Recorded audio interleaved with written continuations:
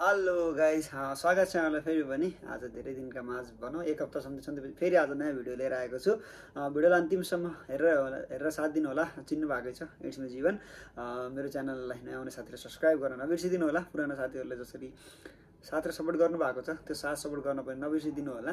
मैले सर्वे सम्बन्धी जानकारीहरू मैले जान्नेसम्म बुझेसम्म यहाँहरूमा पुऱ्याउने कोसिस गरिरहेको हुन्छु होइन। प्रत्यक्ष रूपमा अप्रत्यक्ष रूपमा केही साथीहरू यसबाट चाहिँ फाइदाजनक हुनुहुन्छ। किन भन्दा बिचमा धेरैजना साथीहरूले चाहिँ जस राम्रो प्रतिक्रिया दिएर चाहिँ खुसी लागेको छ। हजुरहरूको यस्तै प्रतिक्रिया पाएछु भने अगाडि पनि यस्ता भिडियोहरू, यस्ता प्रतिक्रियाहरू, यस्ता जानकारीहरू ल्याएर अझ खोज गरेर हजुरहरूमा चाहिँ आउँछु भन्ने त्यो एउटा मोटिभेट चाहिँ यहाँबाट प्राप्त हुन्छ। त्यसको लागि चाहिँ एकदमै खुसी छु म। आज चाहिँ के छ भन्दाखेरि सर्बियामा केही दिन यतादेखि चाहिँ जस आन्दोलनहरू रोकिएर नर्मल अवस्थामा चाहिँ आइरहेको छ। के छ त अहिलेको अवस्था, एम्बेसीतिरको अवस्था के छ, भिजाहरू कतिको लागिरहेको छ र यतिखेर अप्लाई गर्दा चाहिँ कस्तो हुन्छ त, त्यो सम्बन्धी चाहिँ जानकारी आजको भिडियोमा रहनेछ। भिडियोलाई अन्तिमसम्म हेरेर साथ दिनु होला है त। सुरु गर्छु आजको भिडियो। आजको भिडियोमा के छ भन्दाखेरि सर्बियामा लगभग यता 2-3 महिना यता लगातार आन्दोलन भइरहेको थियो। नौबिसादमा 15जना मान्छेहरू पनि मरे है र आन्दोलनले एकदमै तीव्र रूप लियो। 15 तारिकमा चाहिँ जो सर्बियाको बेलग्रेडमा एकदम ठुलो जनमात चाहिँ भेला भयो र भेला भइसकेपछि त्यहाँबाट आन्दोलनले अहिले चाहिँ शान्ति पाएको छ है। अहिले आन्दोलन चाहिँ कम भएको छ। अब यसले चाहिँ प्रत्यक्ष अप्रत्यक्ष रूपमा केही मान्छेहरूलाई असर पार्यो होइन। बेलग्रेडमा हुनुभएका साथीहरूले केही दिन चाहिँ काम गर्न पाउनु भएन होइन। काम चाहिँ रोकियो उहाँहरूले, किन भन्दा जामहरू परेर होइन।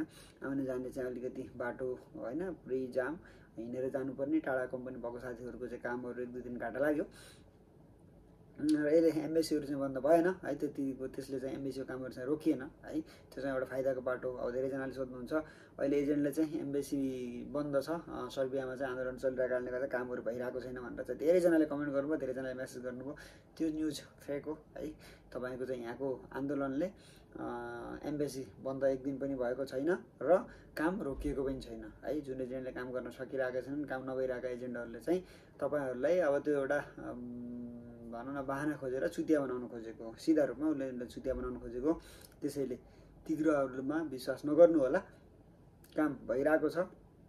हाम्रै कम्पनीमा 3जना नयाँ साथीहरू आउनु भएको छ। म त्यसको पनि नयाँ भिडियो लिएर आउनेछु। अब समयले साथ दिइरहेको छैन। 3जना साथीहरू चाहिँ नयाँ आउनु भएको छ। एक हप्ता पनि भएको छैन है। त्यसैले काम मजाले भइरहेको छ। भिजाहरू लागिरहेको छ। स्टम्पिङ हुन अलि ढिलो भइरहेको छ, त्यो आफ्नो ठाउँमा छ होइन। तर एजेन्टले त्यस्तो भन्दैछ भने ती कुराहरू विश्वास नगर्नु होला। अब सर्बियाको माहौल एकदम पहिलाको जस्तै लेभलमा आइसकेको छ भनौँ। त्यसैले कामहरू फेरि हुन्छ र अब यति बेला भनेको चाहिँ सिजन हो है। यो भनेको अब सर्बियामा सिजन सुरु हुँदैछ। हरेक सेक्टरमा अहिले एग्रिकल्चर, कन्स्ट्रक्सन होइन, फुड, होटल लाइन, हरेक लाइनमा हरेक सेक्टरमा चाहिँ यतिखेर सिजन हो। यतिखेर चाहिँ अब कामहरू धमाधम हुन्छ र टुरिस्ट लाइनहरू पनि, टुरिस्ट एरिया पनि यतिखेर चाहिँ एकदमै चलिरहेको हुन्छ। त्यसैले हरेक सेक्टरमा चाहिँ कामहरू भइरहेको छ। नयाँ आउने साथीहरू कोही हुनुहुन्छ, नयाँ कसरी अप्लाई गर्न चाहनुहुन्छ भने यतिखेर चाहिँ तपाईँहरूले अप्लाई गर्नुभयो भने भिजा छिटो लाग्ने र तपाईँको काम सहजै हुन्छ। किन भन्दा यतिखेर डिमान्डहरू धेरै आएको हुन्छ। फेक काम भन्दा पनि अब डिमान्डहरू आयो भने काम फटाफट हुन्छ। त्यसैले कोही नयाँ साथीहरू हुनुहुन्छ जो सर्बिया आउनु चाहनुहुन्छ, सर्बिया अप्लाई गर्न चाहनुहुन्छ भने उहाँहरूले यतिखेर चाहिँ अब तपाईँको नजिकमा रहेको मेन पावरमा या तपाईँले चिनेको एजेन्टहरू कोही छ भने त्यहाँ गएर बुझेर चाहिँ अप्लाई गर्दा यतिखेर चाहिँ काम हुन्छ।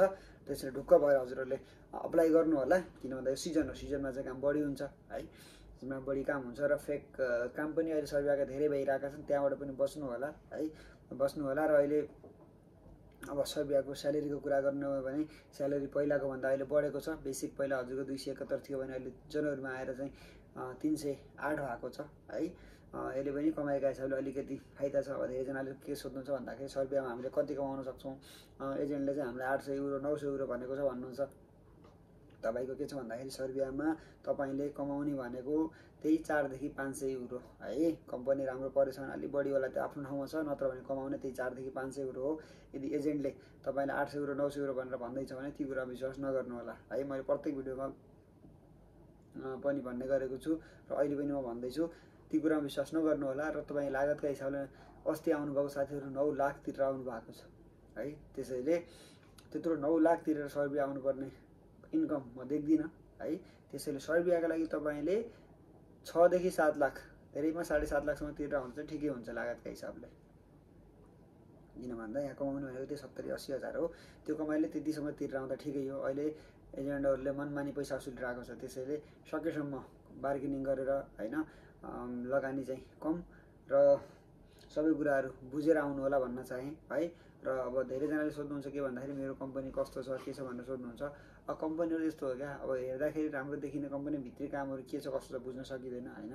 त्यसैले काम गर्न आएको दुःख र सङ्घर्ष नगरेर हुँदैन, दुःख गर्नै पर्ने हुन्छ।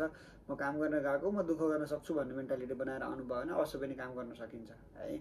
किन भन्दा बानी नपरेर हो, बानी पऱ्यो भनेपछि बिस्तारै बिस्तारै हरेक कुराहरू सकिन्छ। मै पनि सुरुमा आउँदाखेरि मेरो कम्पनीमा एकदमै गाह्रो लाग्थ्यो, साथीहरू कति भाग्नु भयो कति के गर्नुभयो होइन।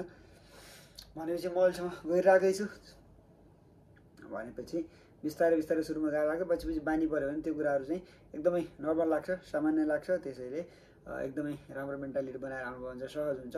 अब यतिखेर भनेको यहाँ चाहिँ जस गर्मी अब सुरु हुन थालिसकेको छ, यता चाहिँ 5-7 दिन यता चाहिँ पानी परेर जोस् मौसम एकदम आनन्द भएको छ। गर्मी भन्नाले हाम्रो नेपालको जस्तो एकदमै धेरै गर्मी चाहिँ हुँदैन, तर पनि जोस् अलिअलि गर्मी चाहिँ हुन्छ। त्यही 34-35 डिग्रीसम्म चाहिँ पुग्छ यहाँको टेम्परेचर होइन, त्यतिको गर्मी चाहिँ हुन्छ। चिसोको चाहिँ अलिक बढी नै हुन्छ, चिसो चाहिँ -सम्म -10-12सम्म चाहिँ गएको छ। मैले -15सम्म गएको छ म बस्ने ठाउँमा।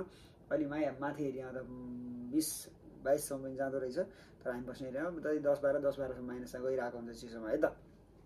त्यो भयो र मेन गरी त्यही कुरो मैले भन्न खोजेको आजको भिडियोमा चाहिँ अहिले सर्बियाको काम भइरहेको छ। यतिखेर सिजन हो, यतिखेर चाहिँ काम हजुरको भटाभट हुन्छ। रोकिएका कामहरू एग्रिकल्चर सेक्टरका कामहरू पनि यतिखेर हुन्छन्, किन भन्दा हरेक सेक्टरमा यतिखेर मान्छेको आवश्यकता पर्ने हुन्छ र काम हुन्छ। नयाँ आउने साथीको मेन्टालिटी छ भने यतिखेर चाहिँ अप्लाई गर्नु होला। यतिखेर अप्लाई गर्नुभयो भने तपाईँको काम छिटो हुन्छ र छिटो आइपुग्नुहुन्छ हजुर। किन भन्दा यो सिजन हो, मैले हजुरलाई भने नि यहाँ हजुर हरेक सेक्टरमा चाहिँ सिजन हो र यतिखेर कमाइ पनि हुन्छ है। अब ओभर टाइमहरू पनि यतिखेर चल्ने हुन्छ, त्यसैले यतिखेर चाहिँ अप्लाई गर्नुभयो भने हजुरहरूको भिजा चाहिँ एकदमै लाग्ने हुन्छ है त।